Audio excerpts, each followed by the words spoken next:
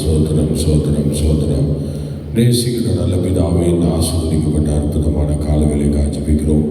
கடந்து போன இரவெல்லாம் எங்களை சோபத்துக்குமாய் பாதுகாத்து நீங்கள் அறிய வேண்டிய ஒருவர் என்கிற கால ஜெபத்திலே ஒவ்வொரு நாளும் எங்களை கொண்டு வந்து நீர் மகிழ செய்கிறேன், ஆசீர்வதிக்கிறேன். இப்பொழுதும் காலமே தேவ சோபத்தில் வந்திருக்கிறோம். எங்களை ஆசீர்வதிப்பீராக. தேவக்கரம் கூட இருந்து வழி நடத்தட்டும். அதிசயங்களை காணப்படும். இன்னும் வர வேண்டிய பிள்ளைகளையும் லைவ் மூலமாய் வருபவர்களையும் அதிசயமாய் கொண்டு வந்து சேர்ப்பீராக. இயேசுவின் நாமத்தில் பிதாவே, ஆமென். பாடல் ஆராதனை இப்போது அவர்கள் நடத்துவார்கள். பேசுகிறார்.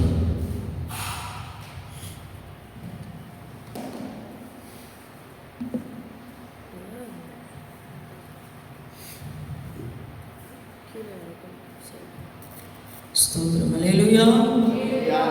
தேவன் நல்லவராக இருந்து நம்மை பாதுகாத்து அவரை ஆராதிக்கும்படியான கிருபைகளை நமக்கு தந்திருக்கிறார். அவரை விடுதலையோடு நாம் பாடி தேவனுடைய நாமத்தை நாம் மகிமைப்படுத்த போகிறோம். கர்த்தர் நல்லவர், அவருடைய கிருபை என்றும் உள்ளது. அல்லேலூயா. ஆமென். ஸ்தோத்திரம். பயப்பட மாட்டேன், நான் பயப்பட மாட்டேன், பயப்பட மாட்டேன், நான் பயப்பட மாட்டேன். இயேசு என்னோடு இருப்பதனால், இயேசு என்னோடு இருப்பதனால் பயப்பட மாட்டேன், நான் பயப்பட மாட்டேன், பயப்பட மாட்டேன், நான் பயப்பட மாட்டேன். இயேசு என்னோடு, எல்லாரும் சொல்லுங்க, நீங்க சொல்லுங்க. இயேசு என்னோடு இருப்பதனால் பயப்பட மாட்டேன், நான் பயப்பட மாட்டேன், பயப்பட மாட்டேன், நான் பயப்பட மாட்டேன். இயேசு என்னோடு இருப்பதனால், இயேசு என்னோடு இருப்பதனால் உதவி செய்கிறார், பலன் தருகிறார், உதவி செய்கிறார், பலன் தருகிறார். ஒவ்வொரு நாளும் கூட வருகிறார், ஒவ்வொரு நாளும் கூட வருகிறார். பயப்பட மாட்டேன், நான் பயப்பட மாட்டேன், பயப்பட மாட்டேன், நான் பயப்பட மாட்டேன். இயேசு என்னோடு இருப்பதனால், இயேசு என்னோடு இருப்பதனால் பயப்பட மாட்டேன், நான் பயப்பட மாட்டேன். சொல்லுங்க, பயப்பட மாட்டேன். ஓ, இயேசு என்னோடு இருப்பதனால், இயேசு என்னோடு இருப்பதனால் காற்று வீசட்டும், கடல் பொங்கட்டும், காற்று வீசட்டும், கடல் பொங்கட்டும், எனது நங்கூரம் இயேசு இருக்கிறார், எனது நங்கூரம் இயேசு இருக்கிறார். பயப்பட மாட்டேன், நான் பயப்பட மாட்டேன், பயப்பட மாட்டேன், நான் பயப்பட மாட்டேன். இயேசு என்னோடு இருப்பதனால், இயேசு என்னோடு இருப்பதனால் பயப்பட மாட்டேன், நான் பயப்பட மாட்டேன், பயப்பட மாட்டேன், நான் பயப்பட மாட்டேன். இயேசு என்னோடு இருப்பதனால், இயேசு என்னோடு, எல்லாரும் உற்சாகமாக கரங்களை தட்டி சொல்லுங்க. பயப்பட மாட்டேன், நான் பயப்பட மாட்டேன், பயப்பட மாட்டேன், நான் பயப்பட மாட்டேன். இயேசு என்னோடு இருப்பதனால், இயேசு என்னோடு. வலைகள் வீசுவோம், மீன்களை பிடிப்போம், வலைகள் வீசுவோம், மீன்களை பிடிப்போம். ஆத்துமாக்களை அறுவடை செய்வோம், ஆத்துமாக்களை அறுவடை செய்வோம். பயப்பட மாட்டேன், நான் பயப்பட மாட்டேன், பயப்பட மாட்டேன், நான் பயப்பட மாட்டேன்.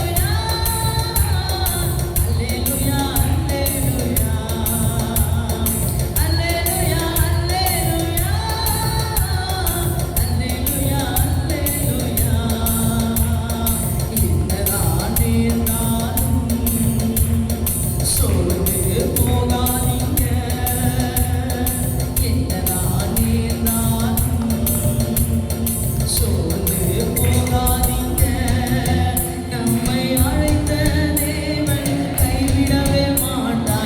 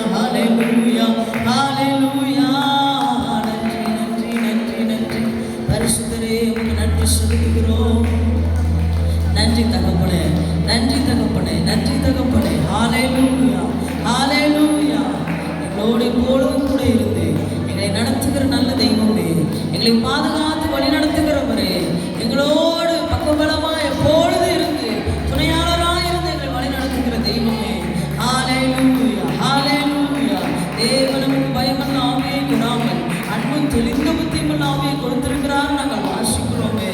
ஆண்டவரே இயேசுவா, எதிர்காலத்தை குறித்துதான பயங்கள், நாளைய தினத்தை குறித்துதான பயங்கள் ஆண்டவரே எங்கள் மத்தியிலிருந்து இயேசுவின் நாமத்தினால வெளியேறுவதாக. ஆண்டவரே, இப்பொழுது இயேசு என்னோடு இருக்கிறார், கர்த்தர் பார்த்து கொள்வார் என்கிற விசுவாசத்தோடு நம்பிக்கையோடு நாங்கள் ஆண்டவரே எங்கள் படகை ஆண்டவரே நீர் எங்களுக்கு நியமித்திருக்கிற அந்த பந்தய பொருளுக்காக அதை நோக்கி எங்கள் படகை பொறுமையோடு ஓட்டிக்கொண்டு வர கர்த்தர் எங்களுக்கு கிருபை தருவீராக, பலனை தருவீராக. ஆண்டவரே, கிருபை நாள்தோறும் எங்களுக்கு புதிதாக இருக்கட்டும். ஆசீர்வதிங்க. இவ்வளவு நேரம் ஆராதிக்கும்படியான ஆண்டவரே கிருபைகளை தந்து நீர் ஆண்டவரை நடத்தினதற்காக ஸ்தோத்திரம். கேட்க போகிற வார்த்தைகளுக்கு ஆசீர்வாதமாக்கி தாரும். வார்த்தை கொண்டு எங்களோடு இடைப்படும். இயேசு கிறிஸ்துவின் நாமத்தில் பிதாவே, ஆமென்.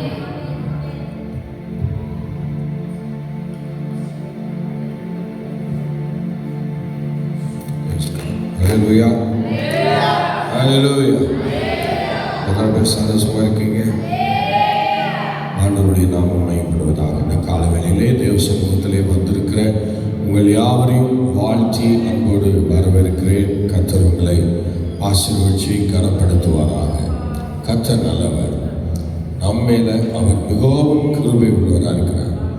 ஆகவே இந்த அருமையான வேளையிலே தேவ சமூகத்திலே நாம் வந்திருப்பது தேவனுடைய பெரிய திட்டம், அனாதி தீர்மானம். கர்த்தர் பெரியவர், ஸ்தோத்திரம். நம்மை நேசிக்கிறார். அதற்கு அடையாளமாக தான் நாம் தேவ சமூகத்திலே காலைதோறும் வந்து அவருடைய சன்னிதானத்தில் அவரை துதிக்கிறோம், அவரை ஆராதிக்கிறோம், அவரை மகிமைப்படுத்துகிறோம். எத்தனை பேருக்கு இந்த சாக்கியங்கள் கிடைக்கல, ஆனால் நமக்கு கர்த்தர் இந்த அற்புதமான பாக்கியத்தை கொடுத்திருக்கிறார். அல்லேலூயா, அல்லேலூயா. ஆண்டவருடைய நாமம் மகிமைப்படுவதாக. பரிசுத்த ஆவியானவர் ஒரு மனிதனுடைய வாழ்க்கையில் வந்தால் என்னெல்லாம் நடக்கும் என்பதை நாம் தெரிந்திருக்க வேண்டும். எவ்வளவு ஸ்தோத்திரம். ஆவியானவர் நமக்குள்ளே வரும்போது என்னென்னலாம் செய்வார் என்று நம்ம பார்க்கும்போது ரொம்ப வித்தியாசமாக இருக்குது. ஸ்தோத்திரம். அதனால் இப்போ இதெல்லாம் நமக்குள்ளே இருந்து செய்கிறாரா இல்லையான்னு சொல்லி இப்போ நம்ம எல்லாரும் பார்க்க போகிறோம். சில காரியங்களை படிப்போம். நமக்கு இருக்கிற கொஞ்ச நேரம் தான். கொஞ்ச நேரத்துக்குள்ளே எத்தனை வசனங்களை நம்ம நினைப்பூட்ட முடியுமோ அதில் நம்ம நினைப்பூட்டி கர்த்தரை மகிமைப்படுத்தணும். என்னால் ஸ்தோத்திரம். பரிசுத்த ஆவியானவரின் அடையாளங்கள் நிலைப்பட நமக்குள்ள அவர் வந்தால் இந்த அடையாளம் தான் இருக்கும். ஸ்தோத்திரம். அல்லேலூயா. ஆமாம், இந்த அடையாளம் தான் இருக்கும். ஒரு கொத்தனார் இருக்கிறான்னா கொத்தனார் வந்து எல்லா வேலையும் செய்வான். இந்த கொத்தனாருக்கு சம்மந்தப்பட்ட எல்லா வேலையும் அந்த கொத்தனார் செய்து அந்த இடத்துல நல்ல ஒரு பெயரை பெறுவதற்கு எதுவாக செயல்பாடுகள் இருக்கும். அது மாதிரி ஒரு அடையாளமாக எல்லா விஷயத்தையும் செய்வார். அதுக்கு பேர் தான் நம்ம என்ன செய்யணும், இல்லை இவர் கொத்தனார் மேன்ஷன்லாம் சொல்கிறோம். சரி, அதே மாதிரி ஸ்தோத்திரம். ஸ்கூல் படிக்கிற பிள்ளைங்க நல்லா என்ன செய்கிறாங்க, நல்லா யூனிஃபார்ம்லாம் போட்டுட்டு நல்ல டைமுக்கு கரெக்டாக கிளம்பி போகும்போது நம்ம நினைக்கிறோம் இந்த ஸ்கூல் பிள்ளைங்க அது இந்த ஸ்கூல் பிள்ளைங்கன்னு ஒரு அடையாளப்படுத்தப்படுகிறார்கள். அது மாதிரி தேவனுடைய பிள்ளைகள் இன்னைக்கு பரிசுத்தாவியானவர் நமக்குள்ளே இருந்தால் நிறைய அடையாளங்கள் இருக்கும். அந்த அடையாளங்களை இப்போ நமக்குள்ளே எத்தனை அடையாளம் இருக்கணும் அப்படின்னு சொல்லி ஸ்தோத்திரம் ஒரு குறிப்பிட்ட அடையாளங்களை நம்ம இப்போ இன்றைக்கி வாசிக்க வரலாம். ஸ்தோத்திரம். அப்போஸ்தலர் நடவடிக்கைகள் 1ஆம் அதிகாரம் 8ஆம் வசனம் எடுக்க பார்க்கலாம். அப்போஸ்தலர் நடவடிக்கைகள் 1ஆம் அதிகாரம் 8ஆம் வசனத்தில் ஒரு 2 விதமான அடையாளம் இருக்குது. ஒரு மனுஷனுக்குள்ள பரிசுத்த ஆவியானவர் வந்துட்டாருன்னா, அந்த ஆவியானவர் இருக்கிறாருன்னா அந்த 2 அடையாளங்கள் அவருக்குள்ள இருக்கும். பாருங்களேன், படிப்பாங்க. பரிசுத்த ஆவி உங்களிடத்தில் வரும்போது நீங்கள் பலனடைந்து எருசலேமிலும் யூதேயா முழுவதிலும் சமாரியாவிலும் பூமியின் கடைசி பரியந்தமும்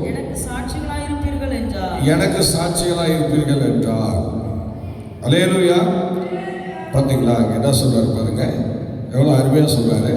2 காரியங்களை இங்கே நம்ம பார்க்கிறோம்.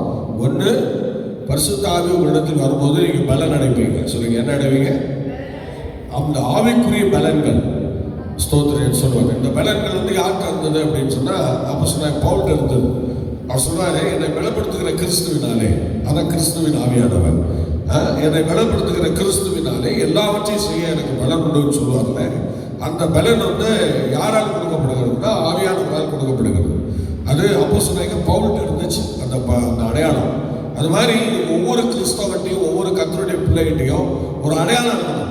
எதுக்கெடுத்தாலும் எனக்கு முடியாது முடியாது முடியாதுன்னு சொல்லுவாங்க. இவங்களாம் இந்த ஆவியை பெற்றவர்கள் அல்ல, இவங்களாம் பரிசுத்தாவிக்கு விரோதமாக பேசுகிறவர்கள். எதுக்கிறதால எனக்கு முடியாது, சோதனை எனக்கு சரி வராது, எனக்கு செட் ஆகாது, சோதனை. எத்தனையோ பேர் செட் ஆகாம போய் சேர்ந்துட்டான். ஆமாம், செத்தே போயிட்டாப்பா. பார்த்தீங்களா, எதாக இருந்தாலும் எனக்கு முடியாது, எனக்கு அதை செயல்படுத்த முடியாது, அது எனக்கு தெரியாது. இப்படி நிறைய பேர் சொல்லுவாங்க. பார்த்தீங்களா, ஒரு சபையில் நடந்து ஒரு ஆவிக்குரிய தேவனுடைய பிள்ளைகள் சோதனை, எனக்கு ஆவிக்குரிய காரியங்களில் எனக்கு அது செட் ஆகாது சொல்லலாமா? ஸோ அது செட் ஆகாதுங்கிறவன் அபிஷேகம் பெற்றவன் கிடையாது. நல்லா தெரிஞ்சுக்கணும், அபிஷேகம்லாம் கிடையாது. அல்லேலூயா, அல்லேலூயா. அதனால் கொஞ்சம் நல்லா புரிஞ்சுங்க.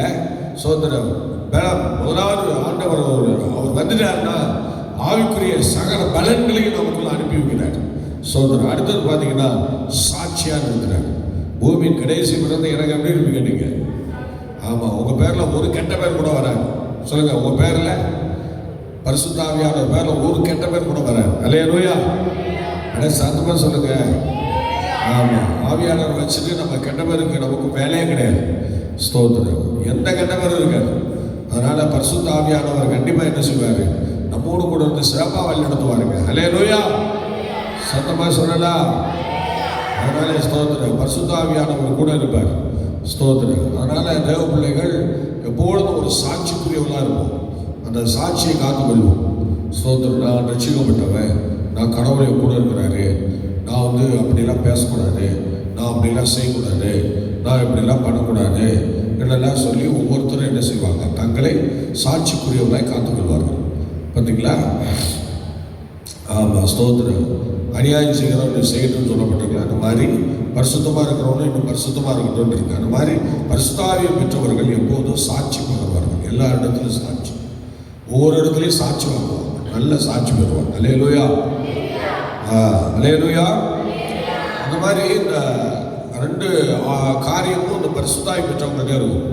எல்லாத்தையும் இருக்காது, இந்த ரெண்டு காரியம் அவங்கள்ட்ட இருக்கும். அடுத்து நீங்கள் இன்னொரு அவசரம் படிச்சிங்கன்னா ஸ்தோத்திரம், நீங்கள் யோவான் சுவிசேஷம் 16ஆம் அதிகாரம் 13ஆம் வசனம் படிச்சிங்கன்னா அந்த ஆவியானவர் நமக்குள்ளே இருந்தார்னா இன்னும் சில விஷயங்களை செய்கிறார். படிக்க பார்க்கலாம். சத்தியாவியாகி அவர் வரும்போது சகல சத்தியத்துக்குள்ளும் நடத்துவார். ஆமாம், இதெல்லாம் இந்த ஆவியானவர் பண்ணுற வேலை தான். சோதரன், சில விஷயங்கள்லாம் நம்ம உள்ளே போக முடியாது.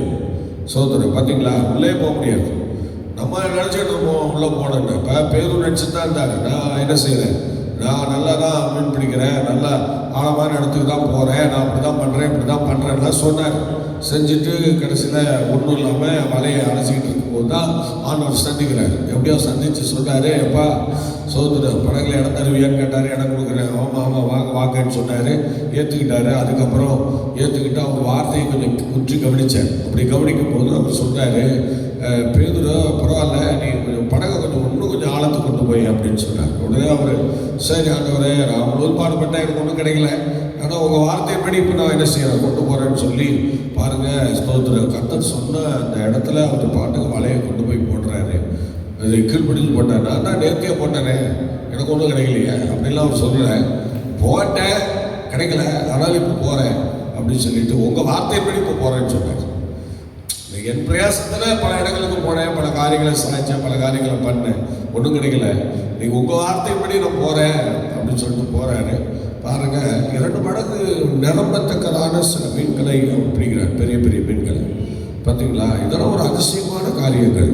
ஆவியானவர் நமக்குள்ளே இருப்பாரானால் இதுவரைக்கும் நம்மளால் முடியாது, இனி அவ்வளோதான், இந்த காரியம்லாம் நம்மளால் கை கொள்ள முடியாது, இப்படியெல்லாம் நம்ம வாழ முடியாது என்று சொல்லுவோம். பார்த்தீங்களா? அந்த இடத்துல ஆவியானவர் நமக்கு உதவியாக இருந்து சத்தியத்துக்குள்ளே நம்மை வழிநடத்துவார். அலையிலே சொல்லுவோம். அலையிலோயா. அந்த சத்தியத்தை முதலாவது நமக்கு வெளிப்படையாக சொல்லிக் கொடுக்குறவரே ஆவியானவர் தான். அதனால தான் பக்தன் சொல்லுவோம், சொன்னார், சத்தியத்தை அறிவீர், சத்தியம் உங்களை விடுதலையாக்கும் என்று சொன்னார். அப்போ முதல்ல சத்தியத்தை அறிகிற கண்களை நமக்குள்ள வைக்கிறவரே அந்த ஆவியானவர் தான். அதனால ஆவியானவர் சகல சத்தியத்துக்குள்ள நம்ம அழகாக கொண்டு போவார். சோதரன், அல்லேலூயா. எனவே சில சமயங்களில் வேதத்தின் ஆழத்துக்குள்ளே போகிறதுக்கு எனக்கு முடியாது. ஆனால் ஆவியானவர் நமக்குள்ளே இருக்கிறதுனால அவர் வேதத்தின் ஆழத்துக்குள்ளே கொண்டு போவார். அநேக ஊழியக்காரங்கள்லாம் ஸ்தோத்திரம் பார்த்தீங்கன்னா ஸ்தோத்திரம் ஞாயிற்றுக்கிழமை ஆராதனைக்கு என்ன செய்வதுன்னு தெரியாமல் அலமோதிட்டு இருப்பாங்க. பயங்கரமாக ஜெபம் பண்ணுவாங்க. பரிசுத்த ஆவியானவர் பயங்கரமாக கூட இருப்பாங்க. ஆவியானவர் ஸ்தோத்திரம் இருக்கிறத அறியாமல் ரொம்ப புலம்பிட்டு இருப்பாங்க. ஆண்டவரே, நான் என்ன பண்ணது தெரியல, ஞாயிற்றுக்கிழமை அன்னைக்கு ஒரு வசனம் வரமாட்டேங்குது, ஒரு வார்த்தையும் வரமாட்டேங்குதுன்னு சொல்லி ஆவியானவர்கிட்ட கண்ணீர் விட்டு கதறி கேட்பாங்க. ஆண்டவரே, நாளைக்கு என்னப்பா பேசணும் சொல்லுங்க ஆண்டவரேன்னு சொல்லி ஒரு நல்ல ஊழியக்காரங்க கேட்குறத நான் சொல்கிறேன். சில நல்ல ஊழியக்காரங்க இருக்கிறாங்க. அவங்க சனிக்கிழமை அன்னைக்கு எங்கேயும் போக மாட்டாங்க. அப்படியே விழுந்து கிடந்து நாளைக்கு ஆராதனைக்கு வர ஜனங்களுக்கு நான் பேசுகிறேன் ஆண்டவரேன்னு சொல்லி உட்காந்து அழுது ஜெபம் பண்ணுவாங்க. கண்ணீர் விட்டு ஜெபம் பண்ணுவாங்க. அப்படிதான் நம்ம சுந்தரையாலாம் அப்படி தான் செய்வாங்க. சுந்தரையாலாம் அப்படிலாம் பண்ணதுனால தான் இன்னைக்கு அவங்க காலத்திலேயே 40,000 பேர் அவங்க சபையில் இருந்துருக்கிறாங்கன்னா பார்த்துக்கலேன். சாதாரண விஷயமா? இன்றைக்கே அவங்க மைப்பரையான்னு சொன்னால் எல்லாரும் என்ன செய்வாங்க? அவருடைய வார்த்தை கேட்க ஓடி வருவாங்க. ஸ்தோத்திரம். அப்படிலாம் நம்ம முற்பிதாக்கள் ஆகிய அவர்களை தேவன் ஆசீர்வதிச்சு இன்றைக்கு அநேகருக்கு முன்மாதிரியாக தேவன் அவர்களை நிறுத்தியிருந்தார். அதனால் அந்த சத்திய மார்க்கம் அவங்களாலே ஆசீர்வதிக்கப்பட்டது, அவங்களாலே பலனடைந்தது. ஸ்தோத்திரம். அதனால் ஆவியானவர் பாருங்க, அவங்க கொண்டு கிரியை செய்யலாம். அந்த மாதிரி கர்த்தருடைய பிள்ளைகளை சத்தியத்தை அறிகிற அறிவும் நமக்கு வேணும். அப்படின்னா ஆவியானுடைய உதவி இல்லாமல் ஒன்றும் பண்ண முடியாது. வேதத்தை ஆராய்ச்சி பார்க்கணும். இன்றைக்கி ஞாயிற்றுக்கிழமை அந்த ஆராதனைக்காக, அந்த செய்திக்காக ஊழியக்காரங்க நல்லா ஜெபிக்கும் போது கர்த்தர் அப்படியே ஆளுங்களுக்கு அழைச்சிட்டு போவார். ஒன்றுமே தெரியாதுன்னு சொல்லிட்டு இருந்த ஊழியக்காரங்க திடீர்னு பார்த்தா பல ரகசியங்களும் பல மகிமையான காரியங்களையும் கர்த்தர் அப்படியே வெளிப்படுத்த ஆரம்பிப்பார். இதுதான் அவர் அழைச்சிட்டு போவார். சத்தியம் என்கிற அந்த ஆழத்துக்குள்ளே நம்ம கொண்டு போவார். அலையிலேயே சொல்லுவோம், நிச்சயமாக கொண்டு போவாருங்க. நீங்கள் அந்த அளவுக்கு நீங்கள் அவருக்கு இடம் கொடுத்தாகணும். நீங்கள் நல்ல இடம் கொடுத்து பாருங்கள். ஆவியானவரை சில பேர் இப்போ வரவேற்கிறதே இல்லை. இப்போ நிறைய இடங்களில் ஆவியானவரெலாம் போயிட்டாங்க. ஏன்னா அந்த காலங்களில் ட்ரம் செடி அது இதெல்லாம் இருந்ததுனால நல்ல ஆவியானவரெலாம் இருந்தாருங்க. ட்ரம் செடி மாத்திரம்லாம் இருந்துச்சு, பரவாயில்ல, ஆவியானவருடைய கிரியா இருந்தது. இப்போ என்னன்னா இந்த கேசியம் ஒன்று ஆவியானவரை வெளியே துரத்தி விட்டுருச்சு. நிறைய இடங்களில் கேசியம் இப்போ என்ன பண்ணுதுன்னா அவங்க அதுக்கு தான் முக்கியத்துவம் கொடுக்குறாங்க. அதுக்கேற்ற மாதிரி கை தட்டணும், அதுக்கேற்ற மாதிரி பாடணும். இப்போ ஆவியானவரெலாம் கேசியாவும் போயிடுச்சு, கீபோர்டு போயிடுச்சு. கீபோர்டுக்குள்ளே போய் ஆவியானவர் பூந்துக்கிட்டார். அதனால் மனுஷனுக்குள்ள ஆவியானவர் இல்லை. இப்போ மனுஷனுக்குள்ள உள்ள ஆவியானவர் கீபோர்டுக்குள்ளே பூந்துக்கிட்டாரா, கீபோர்டு என்ன பாடுபடுத்துதோ அந்த பாட்டுக்கு ஓடுவாங்க. யாரு? மனுஷன். இப்போ நம்ம எல்லாரும் எங்கே ஓடுறோம்? கீபோர்டு பின்னாடியே ஓடுறோம். அது எங்கே இசை ஓட அல்ல சொல்லிட்டு அப்படியே ஓடுறோம். அதனால் இப்போ ஆவியானவருடைய கிரியெல்லாம் நின்று போச்சு. அப்பெல்லாம் ஒரே ஸ்தோத்திரம், ஆவியானவருடைய மகிமை இறங்கிட்டே இருக்கும், அற்புதம் நடந்துகிட்டே இருக்கும், பேய் அங்கே ஓடும். எனக்கு நான் சொல்கிறேன், கீபோர்டில் இப்போ பார்க்குற அந்த மகிமையை நான் பார்த்ததில்லை. ஆனால் நான் ஒரு மகிமையை பார்த்தேன். சும்மா 4 ட்ரம்ஸ் எடுத்து கொட்டிக்கிட்டு 300 பேர் உள்ள ஆராதனையில் நான் ஆராதனை பண்ணியிருக்கேன் எங்கள் தலைமை சபையில். அப்படி பண்ணும்போது எவ்வளோ பேய் ஓடுன்றீங்க, என்ன பேய் ஓடும்? ஐயோ, அதை கண்களாக காட்சி. ஆராதனை நடந்துகிட்டே இருக்கும்போது அங்கங்கே பேய்கள் துள்ளும், துள்ளுங்க. ஆமாம், அங்கங்கே பேய்கள் துள்ளும். சோதனை அந்த மாதிரி ஒரு நல்ல அபிஷேகம் இருந்துச்சு. ஆனால் இப்போ கீபோர்டுக்குள்ளே அந்த அபிஷேகம் பண்ணதுனால ஸ்தோத்திரம், அந்த கீபோர்டை போடுறவங்க கூட ஆவியில் இருக்க மாட்டாங்க. அவன் துதிக்காதவன். கீபோர்டு போடுறவங்களாம் கர்த்தரை அதிகமாக துதிக்க முடியாது. அவன் கீபோர்டை எப்படி போடுறதுன்னு தான் பார்த்துக்கிட்டு இருப்பான். அப்படியே அபிஷேகத்தை நடத்திக்கிட்டே கீபோர்டு போடுவான்ருக்கேன். அதுதான் நடக்காது. அல்லேலூயா. இந்த ட்ரம்ஸ் அடிக்கிறவனாவது அபிஷேகத்தை நடத்திக்கிட்டு ஒரு அடி அடிச்சுட்டு போடுவான். ஒத்தடி ஆகும். ஆனால் இந்த கீபோர்டு போடுக்கிறவன் அவன் சகல மூளையும் இதில் சேர்த்தி ஆகணும். அதனால எல்லா ஆவியானவர்கள் நிறைவாங்க. ஆனால் கீபோர்டு போடுற மாத்திரம் ஆவியான நிறைய மாட்டாங்க. அப்போ எங்கே ஆவியானவர் உள்ள வருவார்? யோசிச்சு பார்த்தீங்களா? கீபோர்டு போடுறவங்க சினிமா ஸ்டார் போடுவாங்க. சினிமா ஸ்டாரில் அந்த சினிமாவுக்கு போடுறவங்களாம் போடுவாங்க. நல்லா இருக்கும், நம்ம அங்கே ஆடலாம், அலுவலி எங்கே அலுவலாம், எல்லாம் செய்யலாம். ஆனால் சத்தியத்தின்படி நம்ம ஆராதிப்பதற்கோ அதெல்லாம் நமக்கு அது ஒரு பயிற்றுவிக்கக்கூடியது அல்ல. 1008 கீபோர்டு இசைக்கருவிகள் தாவீது காலத்தில் இருந்துச்சுன்னு சொல்லுவாங்க. ஆனால் தாவீது ஆராதனையோ இன்னைக்கு நமக்குள்ள ஆராதனையோ அதல்ல. பரிசுத்த ஆவியானவர் நம்ம மத்தியில் ஆராதிக்கிற ஆராதனைக்கும் அந்த காலங்களில் இருக்கிற ஆராதனையும் வேற. இன்னைக்கு ஆவியானவர் நம்மோடு கூட எப்போதும் கூட இருக்கிறார். அதனால கர்த்தருடைய பிள்ளைகளே, இப்போ நம்ம சத்தியத்தில் நம்ம கொண்டு போகப்படணும்னா ஆவியானவரை பெற்றுக்கணும். நல்ல கவனிங்க. ஃபர்ஸ்ட் சொல்லுங்க, ஃபர்ஸ்ட் என்ன செய்யணும்? பலன் அடையணும். அப்புறம் சாட்சியா இருக்கணும். அப்புறம் சத்திய ஆவியானவர் அவர் நம்ம வழி நடத்தணும். யார் நடத்தணும்? சத்திய ஆவியாகி அவர் வரும்போது சகல சத்தியத்துக்குள்ள வழிநடத்துவார். ஆவியானவர் இருந்தானா சத்தியம் என்கிற ஆழத்துக்குள்ளே நம்ம வரலாம். இல்லைன்னா மேலேயே நின்றுட்டு இருக்க வேண்டியதான். மேலோட்டமாக நின்றுட்டு ஒன்றும் தெரியலன்னு போயிட்டே இருக்கான். அந்த மாதிரி நிற்கிறவங்க சீக்கிரம் போயிடுவாங்க. கொஞ்ச நாள் நின்றுட்டு பார்ப்பாங்க, எனக்கு போர் அடிக்குதுரா அப்படிமா, இது ஒன்றும் செட் ஆகலை எனக்கு அப்படிமா, இது எனக்கு பிடிக்கல அப்படிமா, கடைசியில் போய் சேர்ந்துருவான், ஆண்டவரை விட்டு பிரிஞ்சிருவான். அந்த மாதிரி ஆவியானவராக வழிநடத்தப்படுறவங்க அப்படி புரிய முடியாது. ஆழத்துக்கு போனவங்க, ருசி பார்த்தவங்க மறுபடியும் அதை ருசி பார்க்கணும் ஆசை வரும். ஆகவே நான்காவதாக ஒரு காரியத்தை நாம் படிக்கும்போது நீங்கள் 8:13 ரோமர் 8:13 படிங்க. அதில் ஸ்தோத்திரம் ஒரு முக்கியமான விஷயம் இருக்கு, படிக்க பார்க்கலாம்.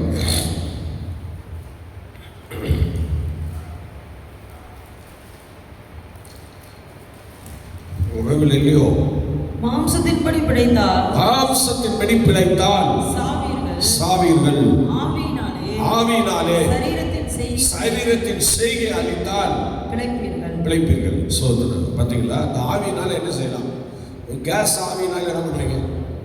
சோறாக்குறீங்க, உணவு வைக்கிறீங்க, கூட்டு பொரியல் பண்றீங்க, பால் காய்ச்சறீங்க, வெந்நீர் வைக்கிறீங்க, இன்னும் பல பலகாரம் செய்யறீங்க, பல கால்டிமெண்ட் செய்யறீங்க, எல்லாம் அந்த கேஸ் ஆவியில அவ்வளவு பண்றீங்கல்ல.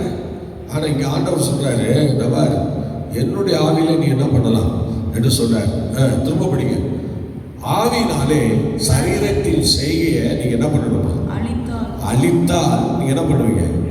பிழைப்பீர்கள். அல்லேலூயா. ஆவியினாலே சரீரத்தின் செய்கையை அழித்தால் நீங்கள் பிழைப்பீர்கள் என்று சொல்கிறார். அப்ப ஆவியானவர் எதுக்கு நமக்குள்ள வராரு அப்படின்னா, நம்முடைய சரீரத்தில் தேவையில்லாத சில சேட்டைகள்லாம் இருக்கு பார்த்தீங்களா, அதையெல்லாம் கர்த்தர் ஒழிச்சு போடுனா என்ன செய்யறாரு? நம்ம ஸ்தோத்திரம் அல்லேலூயா தேர்ந்தெடுக்கிறாரு. ஸ்தோத்திரம் அல்லேலூயா. கர்த்தருடைய பிள்ளையே, ஆவியானவர் ஒன்றும் முட்டாள் இல்லை. ஸ்தோத்திரம். ஆவியானவர் ஒன்றும் முட்டாள் இல்லை, அவர் பயங்கரமானவர். ஸ்தோத்திரம் ஸ்தோத்திரம் அல்லேலூயா. அவரை வச்சு நீ செய்ய வேண்டிய வேலை, உன் சரீரத்தின் செய்கையை நீ அழிக்கணும். எந்தெந்த இடத்துல தேவன் துக்கப்படுற மாதிரி, ஆவியானவர் துக்கப்படுற மாதிரி இன்னைக்கு இங்க ஆராதனை நடக்குது, இங்க ஜெபம் நடக்குது, கர்த்தர் பேசிட்டு இருக்கிறாரு. அல்லேலூயா. இன்னைக்கு சில ஆவிகள் என்ன பண்ணிட்டு இருக்கு? இதெல்லாம் பரிசுத்த ஆவியா? ஹலோ, இதெல்லாம் பரிசுத்த ஆவியா? அசுத்தாவிக்கும் பரிசுத்தாவிக்கும் என்ன சம்பந்தம் தெரியுமா? ஆவியானவர் சொல்லுகிறதை சபையில் காது உள்ளவன் கேட்க கடவன் இருக்கு. யோசிச்சு பாருங்க. இன்னைக்கு ஸ்தோத்திரம், இந்த இடத்துல ஆராதிக்கிற நமக்கும் இந்த இடத்த விட்டு வெளியே இருக்கிறவங்களுக்கும் எவ்வளவு டிஃபரெண்ட் இருக்குன்னு கொஞ்சம் யோசிச்சு பாருங்க. இது ஆவியானவருடைய வேலை தானா? இது சாத்தானுடைய வேலையா? கர்த்தருக்குள்ள இருக்கிறது ஆராதிக்கிறது ஆண்டவருடைய வேலையா? ஆண்டவர் சமூகத்தை விட்டுட்டு தூங்குறதும் பல காரியங்களை செயல்படுத்தி கொண்டிருக்கிறதும் ஆவியானவர் வேலையா? இப்ப ஆவியானவர் எந்த இடத்துக்கு வருவார் சொல்லுங்க? ஆவியானவர் இப்ப எந்த இடத்துக்கு வருவார்? கர்த்தருடைய பிள்ளை, இப்ப ஆவியானவர் எந்த இடத்துக்கு வருவார்? தனக்காக காத்திருக்கிறவங்க மேல அக்கறையா இருப்பாரா? ஆண்டவரை விட்டுட்டு தன் மனமோட போக்கில் போகிறவங்களுக்கு ஆண்டவர் கூட இருப்பாரா? நல்லா யோசிச்சு பாருங்க. நிறைய ஆண்டவர் நமக்கு தவணை கொடுத்துட்டு இருக்கிறாரு. இருக்கட்டும், எல்லாத்தையும் வாங்கி வச்சுக்கங்க, ஒரு நாள் முடிப்பார். ஸ்தோத்திரம் தவணைய. அதனால இன்னைக்கு அவர் சொல்ற இந்த காரியத்தை நல்லா கவனிக்கும். நீ ஆவியினால சரீரத்தின் செய்ய அழிக்கணும். எதெல்லாம் ஆண்டவருக்கு விரோதமா செயல்பட சொல்லுதோ அந்த சரீரத்தின் செய்ய அழிக்கணும். அது ஸ்தோத்திர சரியா நீ ஸ்தோத்திர ஆண்டவர் ஆராதிக்க 5 மணிக்கு போகணும்னு சொல்லாது. அதனால அந்த சரீரத்தின் செய்கையை நீ அழிக்கணும். சோதர தேவ சமூகத்தில் போய் முழங்காடு போடணும்னு சொல்லாது, அதை நீ அழிக்கணும். சோதர இந்த பாவத்தை செய்யாத அப்படின்னு சொல்லாது, அதை நீ ஆவியினால அதை அழிக்கணும். சோதர இப்படி எல்லாம் நீ பேசாத என்று சொல்றது அது சொல்லாது, அதை நீ இந்த ஆவியினால அழிக்கணும். இப்படி இந்த ஆவியினால இப்படிப்பட்ட கிரியைகளை சிந்தையில பல காரியங்கள் தோன்றும். அதெல்லாம் இந்த ஆவியினால அழிக்கணும். சோதரர் பார்த்தீங்களா? ஆவியினாலே சரீரத்தின் செய்கையை அழித்தால் நீங்கள் என்ன செய்வீங்க? பிழைப்பீர்கள். பார்த்தீங்களா? கர்த்தருடைய பிள்ளை, நீ பிழைக்கணுமா? இந்த பூமியில நீங்க பிழைக்க ஆசைப்படுறீங்களா? ஸ்தோத்திரம். நான் வாழணும்னு ஆசைப்படுறீங்களா? முதலாவது ஆவியினால இந்த சரீரத்தின் செய்கையெல்லாம் நீங்க அழிச்சிடணும். சரீரம் நீங்க எப்போதுமே விட்டு கொடுங்க. நீ ஆண்டவர்கிட்ட போ, ஆராதனை பண்ணு, கரெக்டாக இது அப்படிலாம் சொல்லாது. ஏன்னா சில ஜீவியத்தை நம்ம பார்க்குறோம். சில அந்த அந்த மனசும் இந்த சரீரமும் சேர்ந்து சோதனை என்ன செய்யும்? நம்ம நரகத்தில் தான் தள்ள பார்க்கவே தவிர ஆவியானவர் ஒருத்தர் தான் ஒரு சரீரத்தின் செய்கையை அழித்து உன்னை கொண்டு போய் பரலோகத்தில் சேர்க்கிறதா இருக்கிறார். நீ அவர் வரவேற்கிற, அதனால தான் அவர் வந்து என்ன செய்யல, உனக்கு உதவி செய்ய முடியல. பார்த்தீங்களா? அப்போ சொல்ல பார்க்கலாம். ஃபஸ்ட்டு பலனடை பண்ணுகிறார் சொல்லுங்கள், அப்புறம் சாட்சியாக இருக்கப்படுகிறார், அப்புறம் என்ன செய்கிறாருங்க? சத்தியத்துக்கு கைகொள்படி செய்கிறார், அப்புறம் சரீரத்தின் செய்கையை அழிக்கிறார். சோதனை சொல்லுங்க, சரீரத்தின் செய்கையை அழிக்கிறார். அதுக்கும் ஆவியானவர் வர. அஞ்சாவது ஒரு விஷயத்தை நம்ம படிக்கிறோம், படிக்க பார்க்கலாம். 2 தெசலோனிக்க 2:13 படிங்க. 2:13 அது எவ்வளோ அருமையாக சொல்றாரு பாருங்க. ஆவியானவர்னால பைபிள் அடிக்கடி படித்தாதான் அந்த புரட்டுறதுக்கு வரும். நீங்கள் இன்னைக்கு மாத்திரம் திறந்தீங்கன்னா அப்புறம் எப்படி அது இருக்கும்? படிங்க. 2 தெசலோனிக்க 2:13. கர்த்தருக்கு பிரியமான சகோதரரே, கர்த்தருக்கு பிரியமான எங்கள் சகோதரரே, நீங்கள் ஆவியினாலே பரிசுத்தமாக்கப்படுகிறதுனால. நல்லா கவனிங்க. இப்போ அவர் எவ்வளோ சார்பியாக சொல்லிட்டார் பாருங்க. ஆவியானவர்னாலே பரிசுத்தமாக்கப்படுகிறதுனாலே சொல்கிறார், படப்படுகிறதுனாலே. நல்லா கவனிக்கணும். ஆவியானவர்னாலே இப்போ என்ன நடக்குது? பரிசுத்தம் நடைபெறுகிறது. என்ன நடக்குது? இந்த பூமியில நீங்கள் நானும் பரிசுத்தமாய் வாழ்வதற்கு ஒரே ஒரு ஆசீர்வாதம். என்னது? பரிசுத்தமாய் வாழ்வதற்கு. அல்லேலூயா சொல்லுவோம். சத்தமா சொல்லுங்க. பரிசுத்தமாய் வாழ வேண்டும். சொல்லுங்க, எப்படி வாழணும்? அதுக்கு யார் தான் உதவியா இருக்கா? அது சொல்லுங்க. வாயை திறந்து ஒன்றும் வாயில வரமாட்டேங்குது. ஆவியானவர் தான். ஆவியானவர் ஒருவர் தான் நீ பரிசுத்தமாய் வாழ மனசாய் இருக்கிறார். அல்லேலூயா, அல்லேலூயா, ஸ்தோத்திரம். அதனால அந்த ஆவியானவரை நம்ம என்ன செய்யக்கூடாது? துக்கப்படுத்திட்டே இருக்கக்கூடாது. அவர் தான் இந்த பூமியில் ஒன்றை பரிசுத்தமாக வாழ வைக்கிறார். ஸ்தோத்திரம். அதனால இந்த ஆவியை நம்ம கண்டிப்பாக பெற்று தான் ஆகணும். பரிசுத்தாவே ஏன் வரணும் சில பேர் கேட்குறீங்க.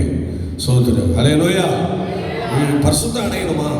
இந்த பூமியில் நீ பரிசுத்தமாக வாழ ஆசைப்படுறீங்களா? இந்த பரிசுத்த ஆவியானவர் தான் உனக்கு கிருபை தரணும். அதனால இந்த ஆவியானவரை பெற்றுக்கணும். சொல்லுங்க பார்க்கலாம். 5வதாக என்ன செய்யணும்? சொல்லுங்க. ஆவியினால என்ன செய்யப்படுகிறோம்? பரிசுத்தமாக்கப்படுகிறோம். சொல்லுங்க, என்ன செய்யப்படுகிறோம்? அந்த பரிசுத்தம் நமக்கு வேணும். சோதனைலாம் சொல்ல வாய்த்தார். சொல்லுங்க, தமிழ சொல்லுங்க.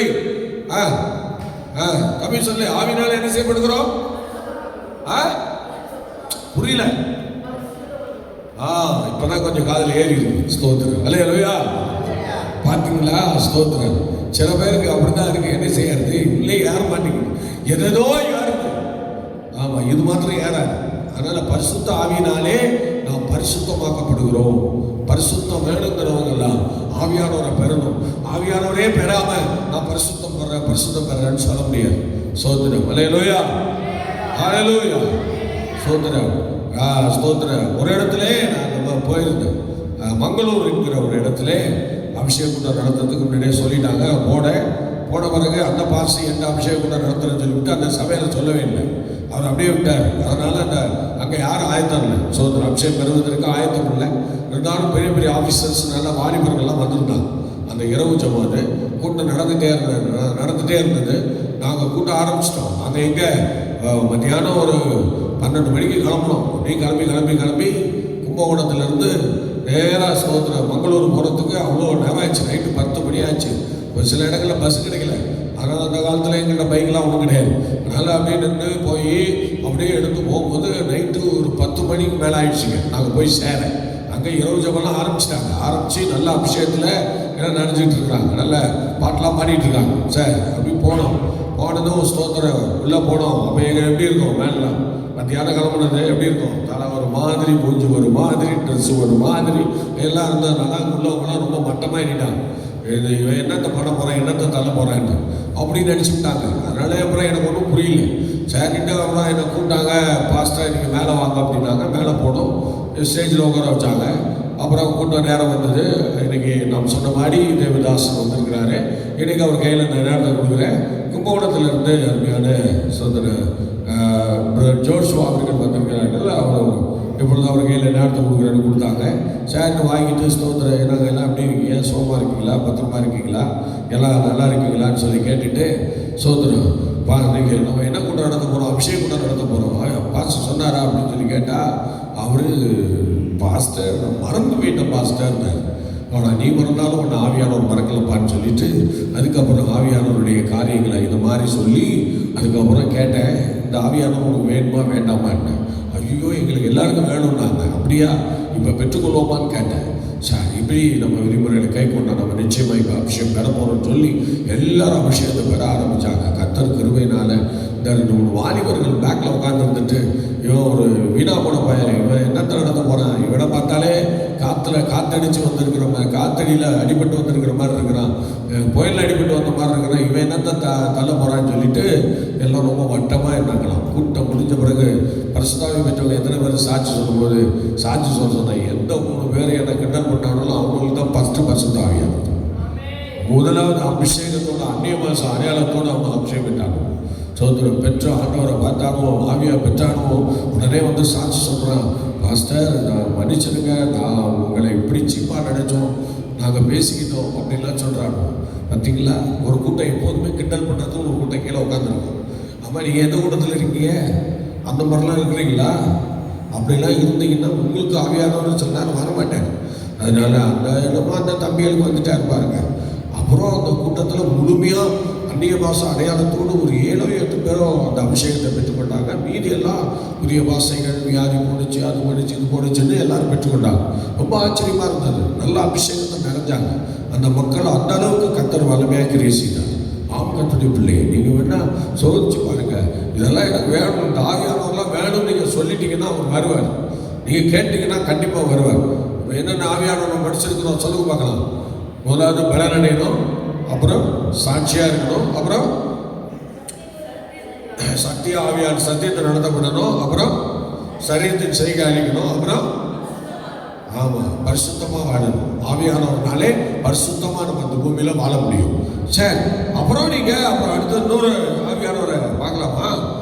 ஸ்தோத்திரம் 6-8 கலாத்தியர் 6-8 படிக்க பார்க்கலாம். ரோமர் 8:26 படிக்கணும். அப்புறம் படிப்பா ரோமர் 8:26 சீக்கிரம் படிக்கணும். ரோமர் 8:26 நீங்கள் படிக்கிறது தான் கொஞ்சம் லேட்டாக ஆகுது. நீங்கள் சீக்கிரம் படிச்சிங்கன்னா இன்னும் 2 வசனம் எல்லாம் சொல்லி தரலாம். நீங்கள் வந்து அந்தபடியே ஆவியானவர் நமது பலவீனங்களை நமக்கு உதவி செய்கிறார். ஆமாம், ஃபர்ஸ்ட்லேயே நம்ம பார்த்தோம், நமக்கு பலன் தர்றார் அப்படின்னு. ஒரு இந்த ஆவியான என்ன செய்கிறார் அப்படின்னா பலவீனங்களில் உதவி செய்கிறார். பலவீனம் சொன்ன ஒன்று சரீர பலவீனம், அடுத்தது பார்த்தீங்கன்னா மாம்ச பலவீனம், அடுத்து ஆவியில் பலவீனம். சொல்லுங்க, ஆவியில் சொல்லுங்க பலவீனம். நீங்கள் நல்லா ஜோம் பண்ணுவீங்க. சில பேருக்கு ஜோம் பண்ணவே முடியாது. இது அந்த ஆவியில் சில பேருக்கு பலவீனமாக இருக்கும். நல்லா சில பேர் ஊழியம் பண்ணுவீங்க, சில பேருக்கு ஊழியமே பண்ண தெரியாது. சொல்லுங்க, சில பேருக்கு என்ன செய்யாது, ஊழியமே பண்ண தெரியாது. ஒரு அலையிலே சொல்லுங்களேன், அல்லேலூயா, சத்தமாக சொல்லுங்க, ஸ்தோத்திரம். ஏன்னா ஸ்தோத்திரம் இப்பயும் பாருங்களேன், இங்கே ஒரு அம்மா இருக்கிறாங்க, தன்னை தெரியா எத்தனை மணி நேரம் உலகாலே நின்று ஜோம் பண்ணிட்டே இருப்பாங்க. ஆனால் கூட்டத்தோடு ஜோம் பண்ணுறது அவங்களுக்கு ஆவியானவருடைய உதவி அவங்களுக்கு கிடைக்கல. பார்த்தீங்களா, ஒருவேளை அவங்க கேட்கலாம், ஆண்டவரே இவ்வளோ பேர் எல்லாம் வந்து ஜோம் பண்ணுறாங்க, நான் மாத்திரம் விலைக்கு ஓடுறேனே அப்படின்னு கேட்கலாம். ஆனால் அவங்களுக்கு கேட்கறதுக்கு மனசில் போட்டுருக்கு. ஆளை காணும், எங்கே ஓட்டாங்க, எங்கேயோ இருக்கிறாங்க. பார்த்தீங்களா, அவ்வளோ முடியல. ஸ்தோத்திரம். நம்மோடு இருந்து இந்த மாதிரி வசனங்களை கேட்டு அல்லேலூயா சொல்லி கர்த்தரை பயன்படுத்துறதுக்கு அந்த பக்குவமான இருதயம் சில பேருக்கு இல்லாதனால தான் சாத்தா கொண்டு போயிட்டான். இந்த மாதிரி சில பேரை விட மாட்டான். பார்த்துங்க, ஸ்தோத்திரம். அல்லேலூயா, அல்லேலூயா. பலவீனங்களுக்கு உதவி செய்கிற ஆவியானவரை இப்போ அவங்கள்ட்ட இல்லை. அவங்க தோற்கடிக்கப்பட்டவர்களாக இப்போ தேவசமூகத்தை விட்டு எழுப்பி போயிட்டாங்க. தேவசமூகத்தில் இல்லை அவங்க. ஏன்னா அவங்க 4 மணிக்கே முழங்கால் போடுவாங்க. சோதரம் போட்டு அப்படியே உட்காந்து சோதரன்னு தூங்காமல் ஜோம் பண்ணுவாங்க. ஆனால் வசனம் வர நேரம் தான் எந்திரிச்சு போயிடுவாங்க. ஏன்னா அது உள்ளே வந்துச்சுன்னா பேய் போயிடும், பலன் வந்துடும். அதனால சில பேர் அது விரும்புறது இல்லை. அதனால சில பேர் ஆண்டோடைய வார்த்தைக்கு கேட்க மாட்டாங்க. ஆண்டோட வார்த்தை கேட்கறதுக்கு அவங்களுக்கு ரொம்ப கஷ்டமாக இருக்கும். சும்மா எங்கேயோ உட்காந்துட்டு வசனத்தை கேட்கறது அது நல்லது இல்லை. நமக்கு ஒரு நல்ல வாய்ப்பு கிடைச்சி ஆண்டவரோடு இணைஞ்சு உட்காந்து ஸ்தோத்திர அந்த வசனத்தை கேட்டால் தான் நல்லா இருக்கும். ஸ்தோத்திரம். அல்லேலூயா. கட்டைகள்லாம் தனியாக எரிஞ்சிட்டு இருந்தால் என்ன பிரயோஜனம்? எரிகிற கட்டையோடு சேர்ந்து எரிஞ்சாங்கன்னா கொஞ்சம் வேலை சீக்கிரம் நடக்கும். ஆனால் இது போய்ட்டு தனியாக போய் எரிஞ்சிட்டு இருந்தால் என்ன பிரயோஜனம்? யாருக்கும் பிரயோஜனம் இல்லை. எரிகிறவங்களோட சேர்ந்து எரியணும், கேட்குறவங்களோட சேர்ந்து கேட்கணும், ஜெபிக்கிறவங்களோட சேர்ந்து ஜெபிக்கணும், அந்த ஆராதிக்கிறவங்களோட சேர்ந்து ஆராதிக்கணும், ஊழியம் செய்யறவங்களோட சேர்ந்து ஊழியம் பண்ணணும். அதுக்கு நமக்கு அந்த கிருபை கிடையாது. அதெல்லாம் தான் ஆவியானவர் தராருன்ற அதான் வேண்டான்றோம். என்ன பண்ணுறது?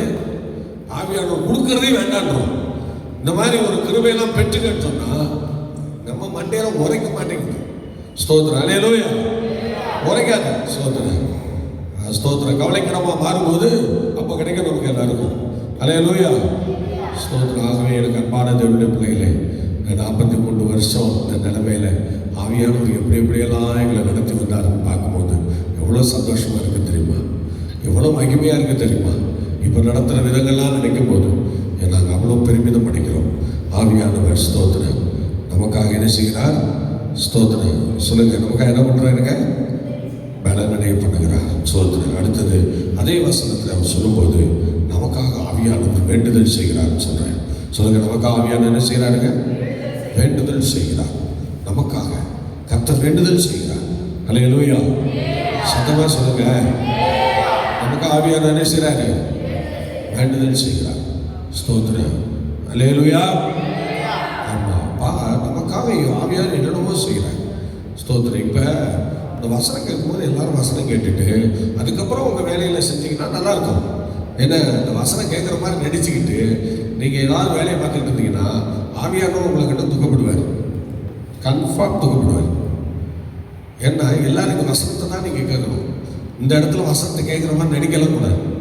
வசனத்தை கேட்கும்போது எந்த வேலையிலையும் ஈடுபடக்கூடாது. கொஞ்சமாவது ஆண்டவரே இந்த ஆவியானவர் எனக்குள்ளே வரணும்னு சொல்லி கேட்கணும். என்னமோ ஆவியானவர் நமக்குள்ளே இருக்கிற மாதிரியும் நம்ம எல்லாத்தையும் மேற்கொண்ட மாதிரியும் நம்ம எல்லாத்தையும் நடத்திட்டு இருக்கிற மாதிரியும் உட்காந்துருக்கணும். அப்படி யாரும் உட்காந்துடக்கூடாது. நம்மக்கிட்ட ஒன்றும் இல்லை, ஒரு மண்ணும் இல்லை. சோத்திரம். அதனால் ஆண்டவர் சமூகத்தில் ஒப்பு கொடுப்போம். கடைசியாக ஒன்றையோடு படிச்சுட்டு ஆமாம் இந்த ஆவியானுடைய காரியத்தை மீதியெல்லாம் நாளை தினத்தில் நம்ம பார்க்கலாம். நீங்கள் ஸ்தோத்திரம் இப்போ படிங்க, 6-8 படிக்க பார்க்கலாம். மாம்சத்திற்கென்று விதைக்கிறவன் மாம்சத்திற்கென்று விதைக்கிறவன் மாம்சத்தினாலே அழிவை அறுப்பான். ஆவிக்கென்று விதைக்கிறவன் ஆவியினாலே நித்திய ஜீவனை அறுப்பான். அல்லேலூயா. அப்ப ஆவியை பெற்றவர்கள் ஆவிக்கென்று தான் விதைக்கணும். மாம்சத்தின்படி எதுவும் செய்யக்கூடாது. ஆவியை பெற்றவங்க ஆவியின்படி விதைக்கணும். ஆவியினால விதைக்கணும். ஆவியில ஏவப்பட்டு ஒவ்வொரு வேலையும் செய்யணும். ஆவியானவருக்கு இடம் கொடுத்து ஒவ்வொரு வேலையும் செய்யணும். அதனால ஆவியினால விதைக்கணும். சொல்லுங்க, எப்படி விதைக்கணும்? எதுக்கு? அதில் அழிவு இல்லை. ஆவியினால விதைக்கிறவன் நித்திய ஜீவனை அறுப்பான். சொல்லுங்க, என்ன பண்ணுவான்?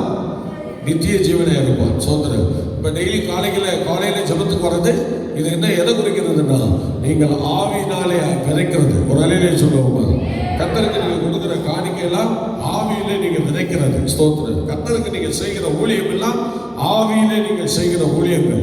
ஸ்தோத்திரம். ஒரு ஏழைக்கு இறங்குற அனுபவம் உள்ளது, எல்லாம் ஆவியிலே செய்கிறது. இந்த ஆவியிலே செய்கிற எல்லா விஷயமும் கர்த்தருடைய பிள்ளைகளுக்கு ஆசீர்வாதமாக இருக்கும். அதனால தேவ பிள்ளைகள் நீங்கள் சாட்சியாக இருங்க. ஆவியானவருக்கு இடம் கொடுங்க. பரிசுத்தாவியானவரை துக்கப்படுத்தாதீங்க. அவர் தான் நம்ம வழி நடத்தணும். அவர் தான் நம்ம மறுரூபப்படுத்தணும். அவர் தான் நித்திய ஜீவனுக்கு நேராக நம்ம கொண்டு போகணும். எங்கே கொண்டு போகணும்? நித்திய ஜீவன் வரைக்கும் நம்ம கொண்டு போகணும். அதுக்கு நீங்கள் ஆயத்தமாங்க. கர்த்தர் உங்களை ஆசீர்வதிப்பார். இன்னைக்கு நம்ம ஒரு 8 விஷயங்கள் படிச்சிருக்கிறோம். ஆண்டவர் சுத்தமானால் இதே பரிசுத்த ஆவியானவரை இன்னும் பெறும்போது என்ன நடக்கும்னு நாளைக்கு இன்னும் சில வார்த்தைகளை படிச்சுட்டு நம்ம ஜெபிக்கலாம். இப்பொழுது ஜெபணுமா? பரிசுத்தமுள்ள நல்ல பிதாவே, இந்த ஆசீர்வதிக்கப்பட்ட அற்புதமான இந்த கால வேலைக்காக ஜெபிக்கிறோம். ஆவியானுடைய பிரசன்னம் கூட இருந்து இந்த ஸ்தோத்திர நாளிலே ஆண்டவரே ஸ்தோத்திரம் ஆவியானவரை குறித்து சில விஷயங்களை எங்களோடு பேசுனீங்க. அவர் எங்களுக்குள்ள வரும்போது என்னவெல்லாம் நடக்கும் என்பதை சில காரியங்களை சொன்னீங்க. அதன்படி நாங்கள் கர்த்தருடைய சமூகத்தில் நிற்க ஆவியானவர் எங்களுக்கு உதவி செய்யும். தேவ பிரசன்னம் எங்களோடு கூட இருந்து வழி நடத்தட்டும். ஆச்சரியமான காரியங்களை செய்யும்.